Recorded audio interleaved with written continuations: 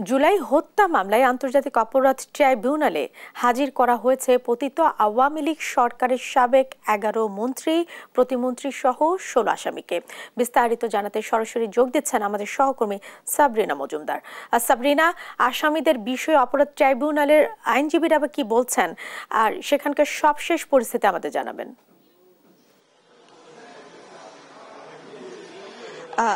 আপনি যেমনটি জানেন যে জুলাই আগস্ট বৈষম্যবিরোধী ছাত্র আন্দোলন চলাকালে যে গণহত্যার অভিযোগ হয়েছিল, সেখানে গ্রেফতার সাবেক 12 মন্ত্রী, প্রতিমন্ত্রী এবং সাবেক প্রধানমন্ত্রী 2 উপদেষ্টা সহ 16 আসামিকে আজকে হাজির করা হয়েছে এবং তারা 10টার দিকে প্রিজন ভ্যানে করে তাদেরকে আনা হয়েছে এবং এখন তাদেরকে এজলাসে বিচারকদের মুখোমুখি করা হচ্ছে এবং তারা, আপনি এখন দেখতেই পাচ্ছেন যে তারা কিন্তু আসলে এজলাসের মধ্যে আস্তে আস্তে করে চলে গেছেন।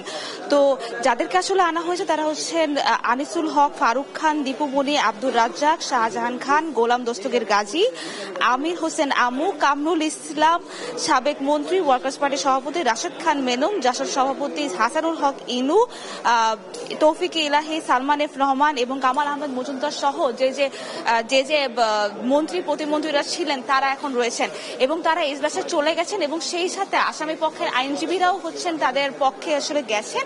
তো একটু পরেই বিচারপতি গোলাম মুর্তজা মজুমদারের নেতৃত্বাধীন ট্রাইব্যুনাল বেঞ্চে তাদের শুনানি হবে এবং সেই সাথে আজকে শেখ হাসিনার যে একটি আলাদাভাবে যে মিসকেস ছিল সেটিরও তদন্ত প্রতিবেদন দাখিলের কিন্তু নির্দেশ দেওয়া হয়েছিল। তো আজকে চিফ প্রসিকিউটর এবং প্রসিকিউশন টিম তারা আজকে যে তদন্ত প্রতিবেদন যারা হলো তাদের তদন্ত প্রতিবেদন দাখিল করা হবে এবং আপনি কিন্তু এখন দেখতে পাচ্ছেন যে এখন দীপুমণিকে এজলাসে নিয়ে যাওয়া হচ্ছে এবং এক এক করে সব মন্ত্রীদেরকে নিয়ে যাওয়ার পরই শুনানি হবে। শুনানির পরেই আমরা আসলে বলতে পারবো যে আসলে আদালত এর পরে আসলে তদন্ত প্রতিবেদন কি উঠে আসে এবং আদালত আসলে কি আদেশ দেন। তো এরপরই আমরা এখনই শুনানিতে চলে যাব। শুনানির পরবর্তীতে আমি আবার আপনাকে জানাবো যে কি হয়েছে। এই ছিল সর্বশেষ খবর আন্তর্জাতিক অপরাধ ট্রাইব্যুনাল থেকে।